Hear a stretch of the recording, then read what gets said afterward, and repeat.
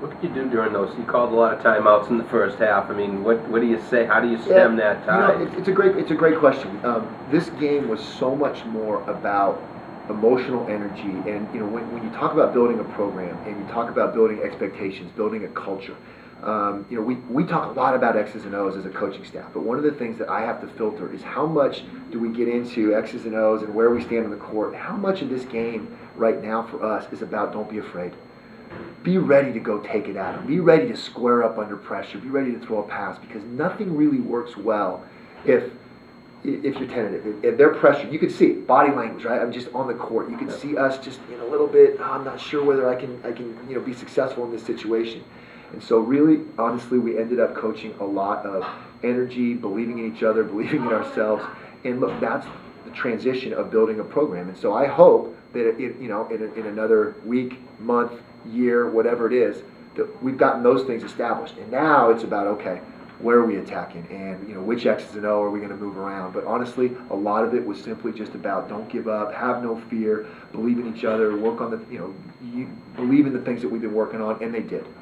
I just, unfortunately, Duke's so good and played so well in that first half that the game really wasn't in question by the time we finally got it rolling. But there was some huge progress for our basketball team, by the end of that 40 minutes. Yeah. Could you talk about Duke's defense and how their defensive style worked really well? Yeah. So 2 things. Duke is as solid a defensive team as you're going to see individually and collectively. They can stop you one-on-one. Their helps are excellent. Every time we drove and got by a player, there were more players to get by.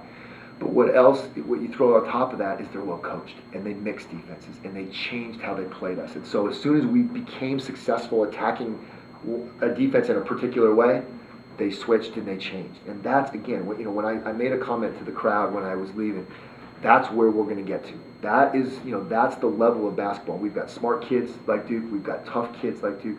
We need to get to the point where we're able to make those adjustments, and it's a chess match back and forth. We were still being reactive, trying to figure out what else they were doing. And again, Coach P is excellent, and her team is well coached.